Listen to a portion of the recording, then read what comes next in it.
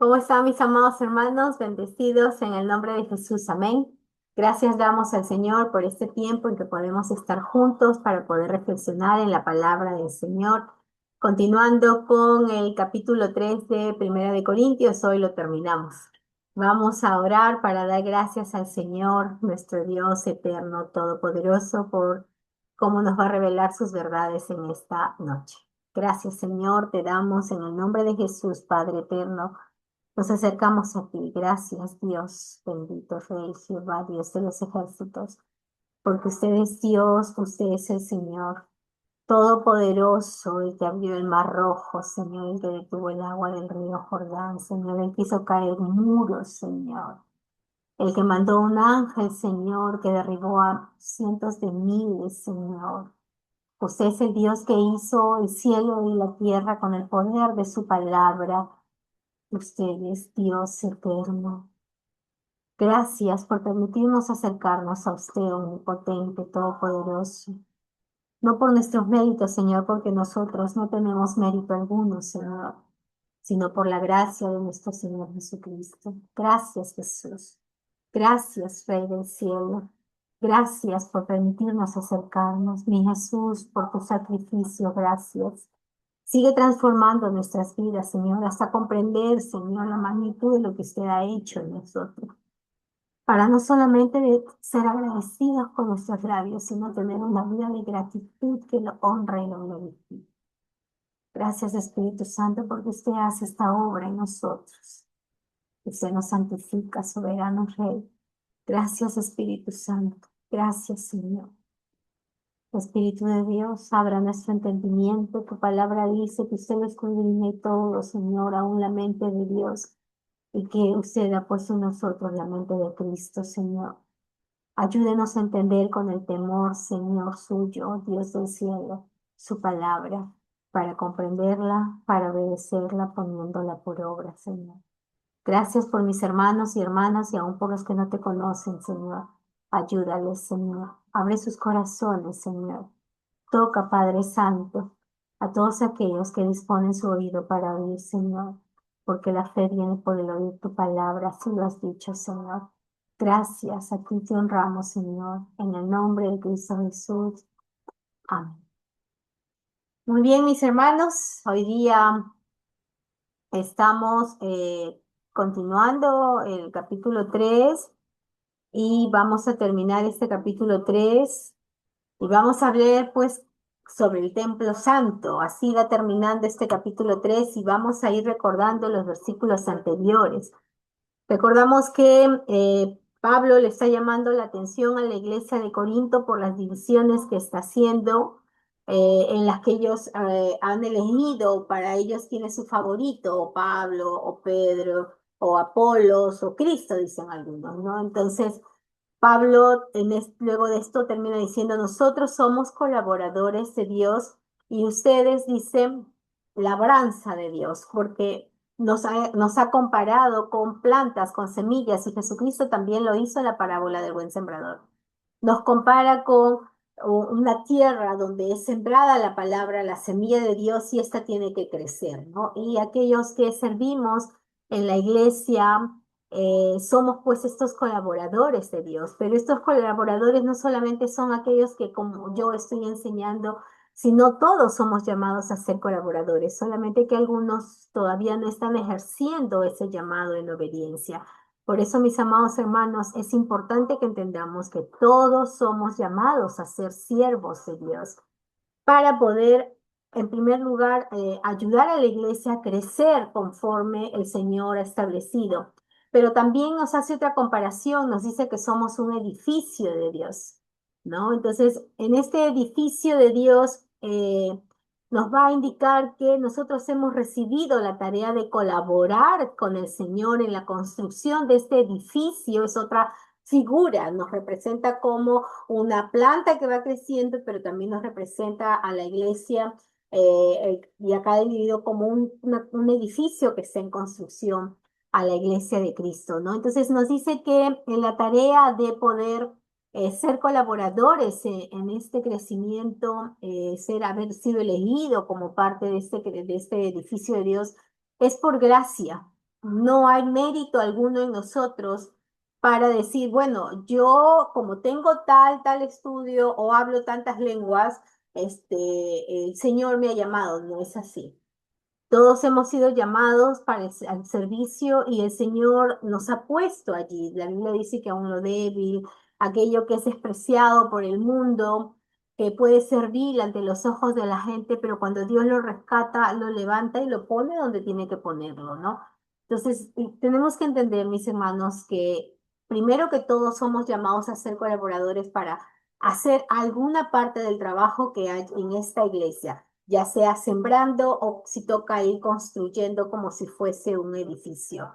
Y en el caso de Pablo, él en este edificio, en este proceso de construcción de edificio, él se compara con un arquitecto y dice, soy un perito arquitecto. Reconoce que hay un conocimiento que él tiene y eso no es orgullo, no es vanidad, en humildad reconoce que el Señor lo puso como un arquitecto, pero vimos la semana anterior que si hablamos de un arquitecto, los arquitectos no construyen a medida personal, sino que a medida de lo que el cliente pide, ¿no? Por eso él dice que él como perito arquitecto puso un fundamento. Y tenemos que entender, si leíamos en 1 Corintios 3:11, que nadie puede poner otro fundamento que el que está puesto, el cual es Jesucristo. Entonces, aquí en el versículo 10, Pablo dice que él como perito arquitecto está trabajando, pero dice en el 11 que nadie puede poner un fundamento para este edificio de Dios, sino el que es el fundamento de Jesucristo y sus enseñanzas. Entonces, nosotros como colaboradores de Dios, algunos pueden, como Pablo, ser arquitectos, otros pueden ser los llenadores, otros pueden ser los asistentes, ¿no? Y hay tantas tareas en en este edificio de Dios, ¿no? Entonces, lo importante es que trabajes donde trabajes, tú no puedes fundamentar tu servicio al Señor en ideas propias, en lo que te has escuchado o miras en otros lugares. Tú tienes que fundamentar tu servicio al Señor en las enseñanzas de Jesucristo. Y otro dice, va a venir otro y dice, yo soy arquitecto, pero luego de mí vendrá otro que edifica encima, ¿no? Recuerden que Pablo eh, fundó la iglesia en Corinto, pero luego vino Apolo, Cefas, ¿no? Para colaborar en que esta iglesia siga creciendo. Entonces Pablo dice, puse este fundamento, pero otro edifica encima. Nuestro pastor ya no está con nosotros, él nos sembró en nosotros la palabra de Dios, puso el fundamento de Jesucristo en nuestros corazones y en nuestras mentes, pero Él ya no está, ahora nos toca a nosotros. Si el tiempo de Dios de su segunda venida todavía no es en nuestro tiempo y nosotros partimos a la eternidad, los que nos siguen seguirán construyendo. Pero dice, cada uno mire cómo sobreedifica, mire cómo sobreedifica. Entonces, en este versículo, pues nos está llevando muy fuerte a tener en claro que todo lo que hagamos, lo hagamos como para Dios, de acuerdo al fundamento que es Jesucristo y no como a las ideas que podamos tener naturalmente. Luego nos decía que si sobre este fundamento alguno edifica oro, plata, piedras preciosas, hay gente que edifica lo mejor, que da para este trabajo, este servicio del Señor, esta vida de comunión con Dios lo mejor, no lo que le sobra, porque sí hay quienes dan lo que les sobra, y es comparado como la madera, el heno, la hojarasca. A ver, el mínimo esfuerzo, bueno, señor, pero ya fui el domingo, tengo que ir también en la semana, pero señor, y empezar a poner excusas, ¿no? Y justamente el miércoles, el domingo pasado, hablábamos de esto en la enseñanza del domingo, esos peros que nosotros ponemos, ¿no? Entonces, cada uno sabe cómo está edificando.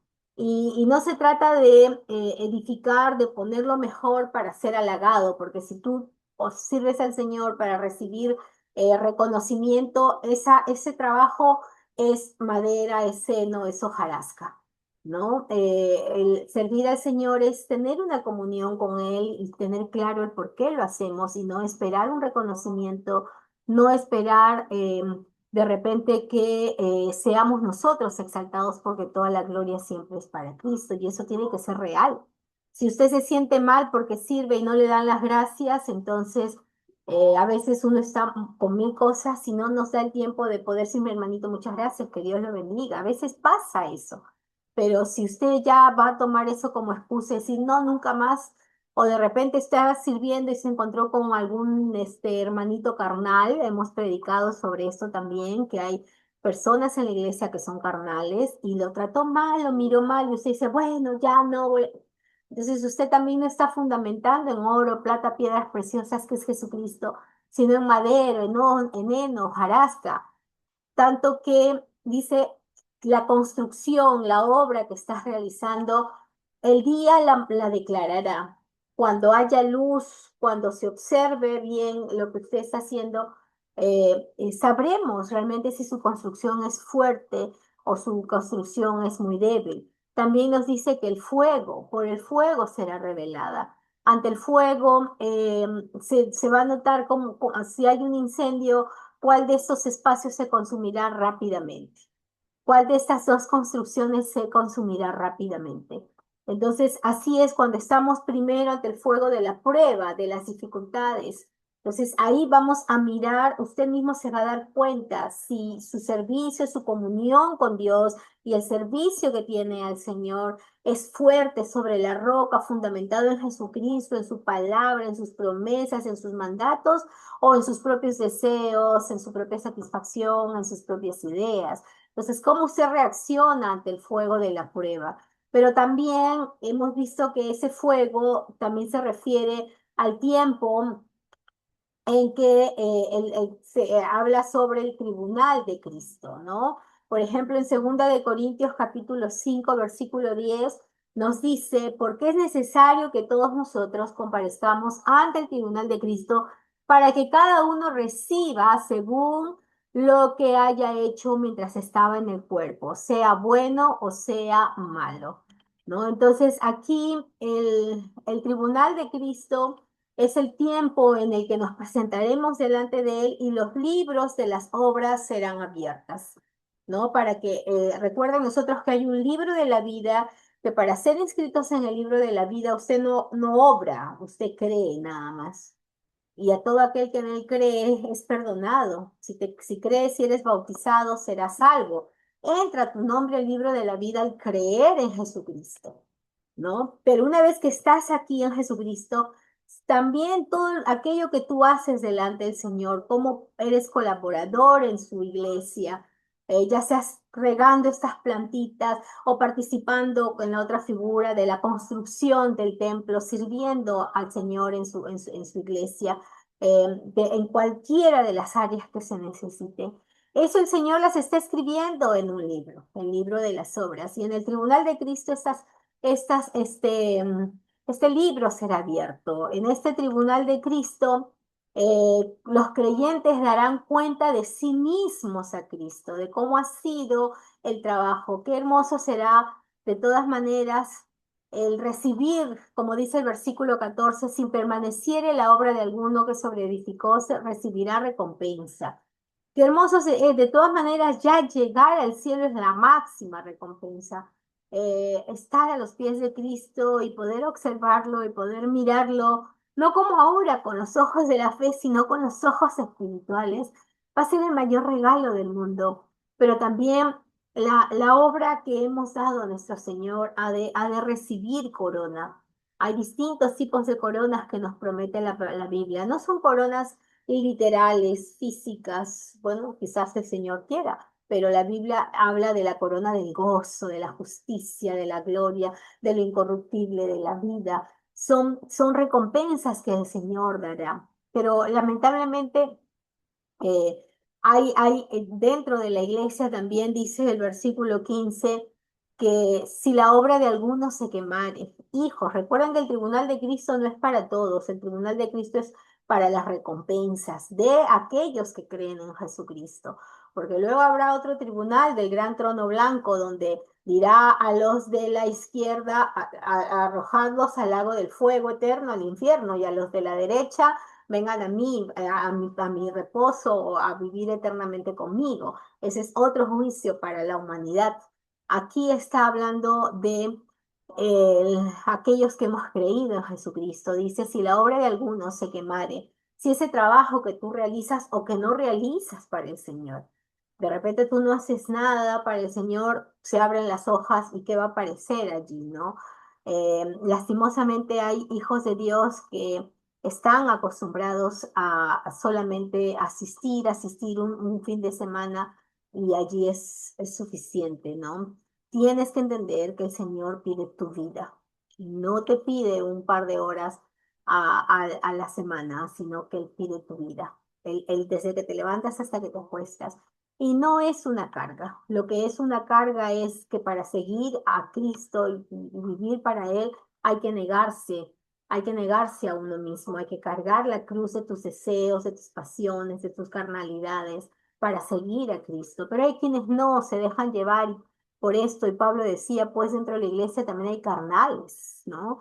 Aquellos que creyendo en Jesucristo prefieren darle más espacio a su carnalidad, a su inmadurez, y no terminan de crecer, ¿no? Entonces dice, si la obra de alguno se quemare, él sufrirá pérdida, si bien él mismo será salvo, aunque así como por fuego, ¿no? Será salvo, dice, aunque así como por fuego. Es el que entra porque cree en el Señor y el Señor cumple sus promesas, pero dice, ahí dice, es como, no quiero decirlo, pero es como, no, porque no hay un con las justas, no existe, o crees o no crees, ¿no? Pero llegas pues totalmente desnudo hacia arriba, ¿no?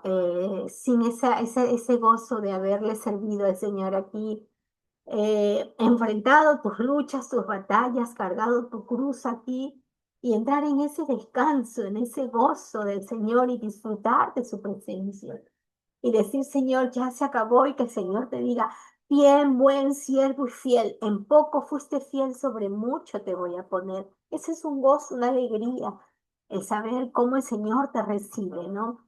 Pero habrán algunos que llegarán y bueno, el Señor conoce los corazones, que dice ahí, ¿no? Si bien él mismo será salvo, aunque así como por fuera. Que no sea así con nosotros, mis hermanos.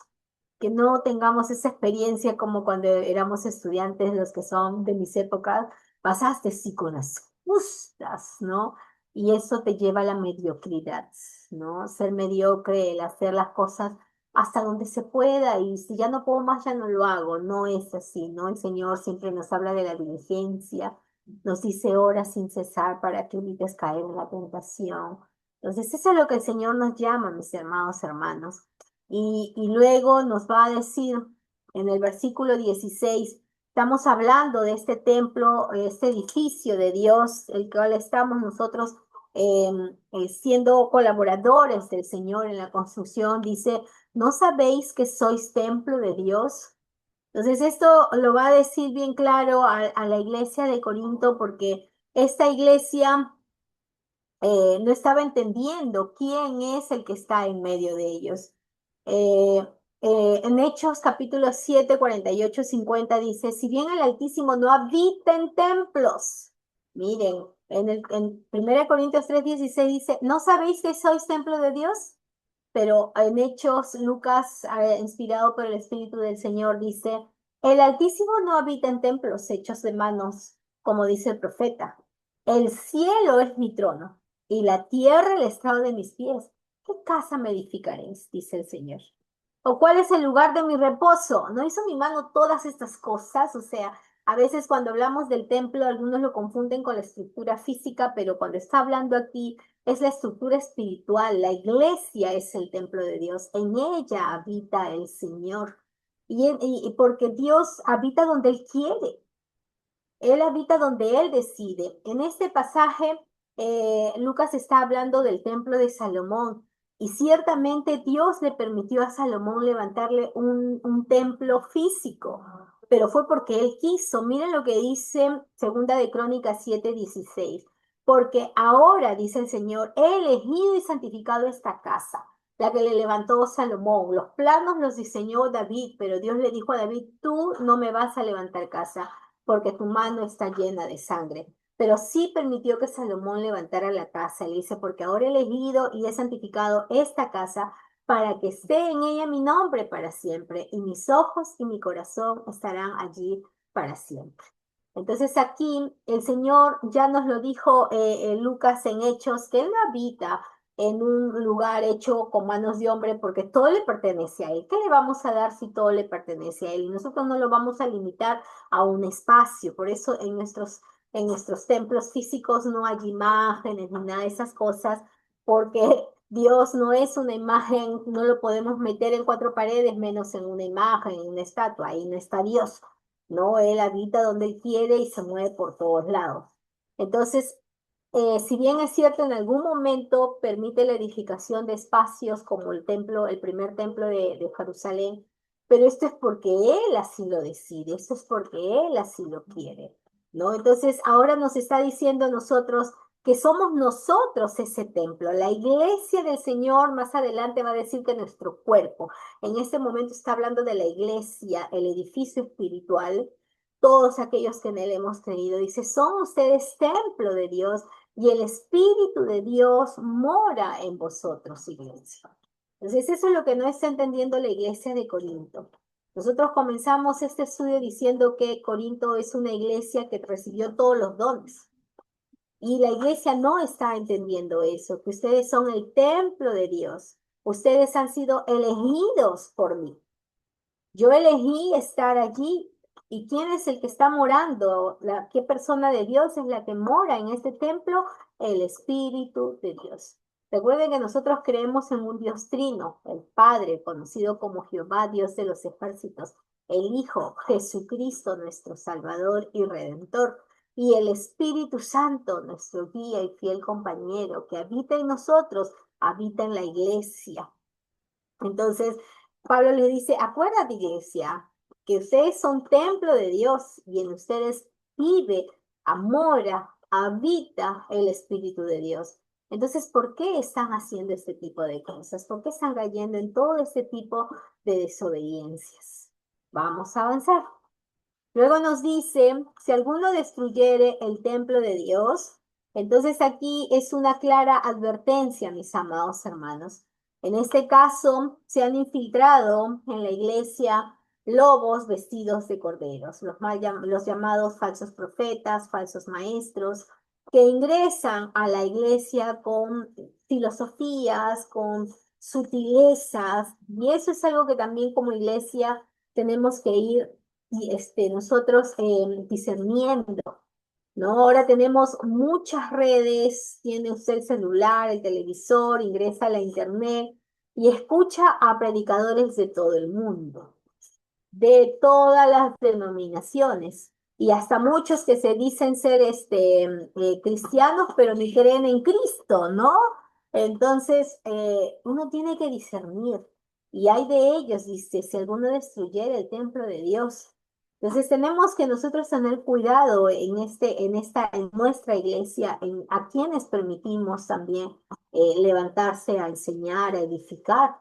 ¿Está edificando o está destruyendo? Es un infiltrado que está buscando destruir la iglesia de Dios, pero también dentro de aquellos que pueden destruir la obra de Dios en general no se destruye porque es Dios quien la sostiene, pero sí hay gente que entra a causar lo que hemos estado viendo, divisiones, disensiones, etcétera, ¿no? Entonces, queriendo hacer ese tipo de acciones. A veces son ya gente perversa, lobos, gente que no cree en Dios, pero que adopta esa postura de corderos para querer destruirla, falsos maestros, pero también a veces son cristianos carnales, que no tienen una comunión con el Señor, que no hay una constancia en el conocimiento del Señor, en su obediencia, cuya actitud también hace que, sobre todo aquellos nuevos creyentes, de repente sean lastimados.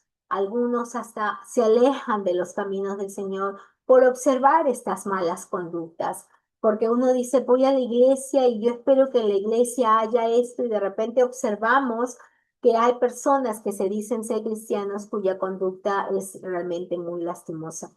¿No? Entonces dice, si alguno destruyere el templo de Dios, ¿qué más dice? Dios le destruirá a él. Tengamos cuidado con esto, mis hermanos. Si alguno destruyere el templo de Dios, esta obra que se está edificando, alguno mete la mano a hacer algo que la mueva, que la quiera lastimar, o sea, a otros cristianos, un mensaje engañoso, una actitud lastimera, ¿no? Si alguno destruyera el templo de Dios, dice, Dios le destruirá a él. Mire lo que dice Hebreos 10, 28 al 31. Dice, el que viola la ley de Moisés por el testimonio de dos o tres testigos muere irremisiblemente. Mira, la ley de Moisés, los 10 mandamientos y los mandatos que hay ahí. Dice, si alguno viola esa ley y por el testimonio de dos o tres testigos muere. ¡Wow! Miren el versículo 29. ¿Cuánto mayor castigo pensáis que merecerá el que pisoteare al Hijo de Dios y tuviere por inmunda la sangre del pacto en la cual fue santificado, esa sangre que fue derramada en la cruz, e hiciera afrenta al Espíritu de gracia, al Espíritu que vive en nosotros? Versículo 30. Pues conocemos el que dijo, mía es la venganza, yo daré el pago, dice el Señor. Y otra vez, el Señor juzgará a su pueblo. Y miren cómo termina el versículo 31. Horrenda cosa es caer en manos del Dios Hijo.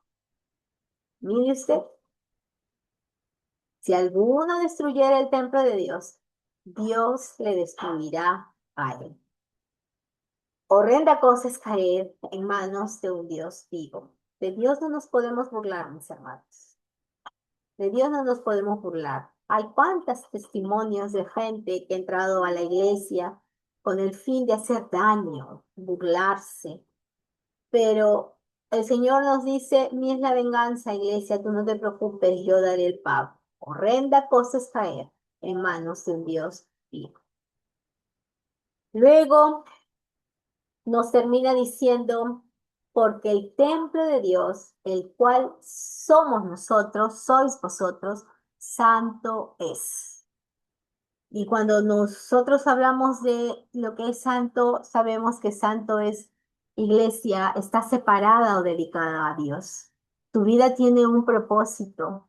Tú has nacido del vientre de tu madre y un día naciste de nuevo por la obra del Espíritu Santo. Porque Dios tiene un propósito para ti. Eres santo, eres separado, dedicado para Dios.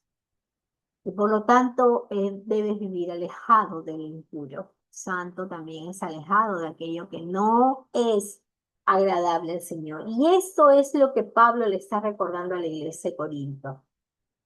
El templo de Dios, el cual sois vosotros, santo es. Entonces, nadie se engañe, dice el versículo 18, 1 Corintios 3, 18. Nadie se engaña a sí mismo, dice. Si alguno entre vosotros se cree sabio en este siglo, la sabiduría, el conocimiento de este mundo, hágase ignorante, dice, para que llegue a ser sabio. Así es, mis hermanos, nosotros debemos filtrar nuestros pensamientos. ¿Cuánto tiempo está usted en el trabajo, en sus estudios, escuchando música, películas, televisión, noticias y llenando su mente del pensamiento del mundo? ¿Y cuánto tiempo tiene usted en comunión con Dios para llenarse con su palabra, meditar en la palabra, conversar con Dios en oración para que esa palabra empiece a transformar todo su ser? Muchas veces pasamos más tiempo en comunión con las personas de nuestro trabajo, y cuando ya dejamos de trabajar, más tiempo en comunión con tu celular y con la televisión y las noticias y todas las cosas. Entonces nos llenamos la mente de este mundo y actuamos en consecuencia, ¿no? Y actuamos y tomamos decisiones como lo toma cualquier persona y juzgamos incluso de esta manera, ¿no? Por eso a veces, y eso es lo que le pasó a la iglesia de Corinto, se juzgaban entre ellos y caían en chismes, se creían unos mejores que otros y causando divisiones y peleas. La sabiduría de este mundo. Tengamos cuidado con eso, mis hermanos. Si su corazón se está llenando de orgullo y diciendo, no, pero no, no, no, Aplaque eso, sométala en oración. Ya hemos aprendido en la iglesia el día del domingo antepasado, cuando usted observe algo que no esté bien, la Biblia nos dice vaya y hable con el hermano. Si no le entiende, vaya con un anciano y hable con el hermano y continúe en el proceso. Pero no llene su corazón de amargura, de cosas como el mundo lo hace. Ay, pero es injusto. No, deje ahí, actúe como nos enseña la Biblia, no llene su corazón. Si hay algo que debe corregirse, corrija, pero no con orgullo, no con vanidad, no en chismes, no en divisiones, sino con lo que es justo, con lo que es correcto. Y en amor, dice el Señor, aquellos que son fuertes van a corregir al débil poniéndose en su lugar, porque no vaya a ser que usted haga lo mismo. ¿No? Entonces, ya dice, nadie se engaña a sí mismo. Si alguno entre vosotros se cree sabio en este siglo, hágase ignorante para que llegue a ser sabio. Despójese de esas conductas del mundo, llénese de la palabra de Dios para que llegue a ser sabio. Porque la sabiduría de este mundo es insensatez para con Dios. Pues escrito está, Él prende a los sabios en la astucia de ellos. Y otra vez, el Señor conoce los pensamientos de los sabios que son vanos. Así que tengamos mucho cuidado, mis hermanos. Los pensamientos de este mundo, la forma de actuar de este mundo, la sabiduría y la justicia de este mundo no es la de Dios. Mire lo que dice Romanos 12:6, 12:16. Unánimes, unidos entre vosotros, no altivos, sino asociándonos con los más humildes. No seas sabio en tu propia opinión. No seas sabio en tu propia opinión. Busca la instrucción de la palabra de Dios, de una comunión con Dios. Deja que la Biblia transforme tu vida, que el Espíritu Santo a través de la palabra del Señor transforme tu vida. Si tú estás escuchando años la palabra, pero tu vida sigue siendo la misma, estás siendo un cristiano carnal, no un espíritu. ¿Qué más nos dice? Colosenses 2:8. Mirad que nadie se engañe por medio de filosofías y huecas sutilezas según las tradiciones de los hombres, conforme a los rudimentos del mundo y no según Cristo. ¿Ve usted? Nuevamente la palabra nos confronta. Según dice, no te engañes por medio de filosofías y huecas sutilezas, según las tradiciones de los hombres, conforme a los rudimentos del mundo y no según Cristo. No te dejes engañar, mi amado hermano. No nos dejemos engañar porque el Señor tiene, nosotros somos templo de Dios, el Señor vive en nosotros. Así que termina diciendo, ninguno se gloríe en los hombres porque todo es vuestro. ¿Ya? Ninguno se gloría en los hombres. Ay, es que yo aprendí como decía la iglesia, de Pablo, yo de Cefas, no, dice ninguno, sino que es vuestro. Dios puso a Pablo, Dios puso a Apolos, Dios puso a nuestro pastor en su época. Lo puso para, como iglesia, ayudarnos a crecer, como plantitas, como edificio, ayudarnos a crecer. Y ahora cuando tú sirvas, también tienes que entender que eres siervo de Dios, sirves a la iglesia, ¿no? Dice, sea Pablo, sea Apolo, sea Cefas, sea el mundo, sea la vida, sea la muerte, sea lo presente, sea lo pervenir, dice. Todo esto lo ha puesto Dios, dice, todo es vuestro, todo el Señor nos lo ha puesto a nosotros para que nosotros esto lo utilicemos para seguir creciendo, para seguir avanzando. Dice, y vosotros de Cristo. ¿No? El Señor nos ha provisto de vida, nos ha provisto de trabajo, aún la muerte también en su momento, cuando llegue esta muerte natural, también es obra de Dios, ¿no? Todo aquello que está ahí, el Señor lo ha puesto para nosotros, para ayudarnos a seguir creciendo. Pero tienes que entender que tú, en este caso nosotros, somos de Cristo, que nosotros le pertenecemos a Cristo y miren cómo termina, y Cristo de Dios. Qué hermosa es esta última parte, mis hermanos. Miren lo que dice 1 Corintios 15, 24 al 28. Luego el fin, cuando entregue el reino al Dios y Padre. ¿Quién va a entregar el reino? Jesucristo, dice, cuando Jesucristo entregue el reino al Dios y Padre, cuando haya suprimido todo dominio, toda autoridad y potencia. Porque, dice, preciso es que Él reine, Jesús reine, hasta que haya puesto a todos sus enemigos debajo de sus pies. Y el último, el postrer enemigo que será destruido es la muerte.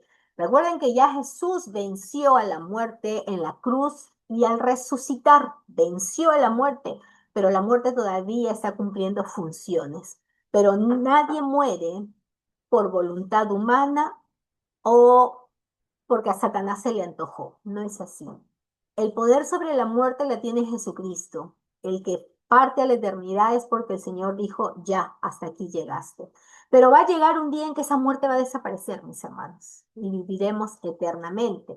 Entonces dice, y el postrer enemigo, el último que será destruido es la muerte, porque todas las cosas las sujetó debajo de sus pies. Y cuando dice que todas las cosas han sido sujetadas a él, claramente se exceptúa a aquel que sujetó a él todas las cosas. ¿A quién es? Al Padre. Pero luego que todas las cosas le estén sujetas, entonces también el Hijo mismo se sujetará al que sujetó a él todas las cosas, para que Dios sea todo en todos. Por eso cuando Jesucristo, sus discípulos dijeron, Jesús, Maestro, enséñanos a orar, él, ¿qué dijo? ¿Cómo comenzó a orar? Padre nuestro. Cuando nosotros oramos, nos acercamos al trono del Padre. Y Jesucristo dijo, y todo lo que pidáis, hacedlo en mi nombre. Nosotros cuando oramos, vamos ante Dios Padre en el nombre de Cristo Jesús. El Señor le permitió a nuestro Rey y Señor Jesucristo. Este es el tiempo de Él en que Él se mueve poderosamente, pero dice acá Corintios que llegará el momento en que Él también se sujetará al Padre. Llegará el momento en que el Padre será quien tome todo el movimiento de todas las cosas, toda la autoridad que es suya, ¿no? Pero que ahora las cosas se sujetan a Jesucristo y se mueve por Jesucristo. Si no fuese así, mis hermanos, ya nosotros hubiésemos sido consumidos, porque ¿quién de nosotros no ha pecado? ¿Quién de nosotros no le ha fallado al Señor? Pero nos acercamos al Padre en el nombre de Jesús, agradecidos por la obra de Jesucristo. Es esa la que a nosotros nos limpia de todo pecado y el Padre nos acepta como hijos, ¿no? Pero va a llegar un momento en que ese tiempo en que ya el Señor Jesucristo regrese nuevamente aquí al mundo y venza a Satanás y a todos aquellos que contra él se levantaron, y el Señor, el Padre nos reunirá con Jesucristo y las grandes bodas del Cordero. Y dice aquí, y todas las cosas serán para Dios, sea todo en todos. Qué bonito, mis amados hermanos. Esto es hermoso porque nos ayuda a entender que nosotros somos hijos de Dios, que somos hijos de un Dios todopoderoso, no estamos sirviendo a un Dios hecho de madera, al que hay que cargar, al que levantar. Es un Dios todopoderoso. Pero ya, ¿cuántos consejos nos está dando Pablo sobre cómo relacionarnos con este Dios todopoderoso? Seamos santos porque Él habita en nosotros. Como iglesia, y más adelante vamos a mirar también que en nuestro cuerpo físico el Espíritu Santo mora en nosotros. Y la santidad implica entender que usted ha sido apartado para un propósito, para servirle al Señor, ser un colaborador de Él en su obra, que lo glorifique, que lo honre a Dios.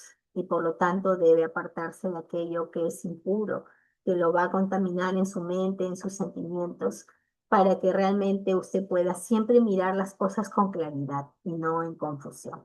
Amén, hermanos. Vamos a dar gracias. Te bendigo, soberano Dios, en el nombre de Cristo Jesús, por este tiempo que me permite, Señor, con mis hermanos, meditar en tu palabra.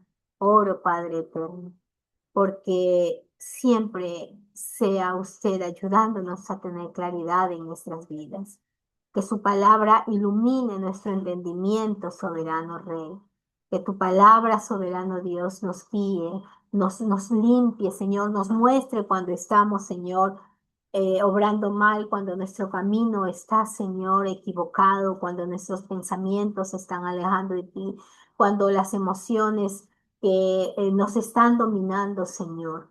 Padre eterno, te pido en el nombre de Jesús que siempre nos ayudes, Espíritu de Dios. Ayúdanos, Señor, porque a veces nosotros nos equivocamos, Señor. No tenemos claridad, ya sea por el exceso de trabajo y tantas cosas, Señor, que vivimos cada día. Ayúdanos a poner las cosas en su lugar siempre, a saber qué es lo correcto, Señor. Gracias, gracias porque podemos confiar en que así será. Que usted en nosotros nos guía, nos muestra el camino. Y queremos ser dóciles, Señor, a su palabra, obedecerla, soberano Dios. Bendigo a mis hermanos, a mis hermanas en todo lugar donde se encuentren. Guárdalos, líbralos, Señor, de mal. En el nombre de Cristo Jesús te lo pedimos. Amén y amén. Muy bien, mis amados hermanos, que el Señor los bendiga. Ya nos estamos viendo la siguiente semana.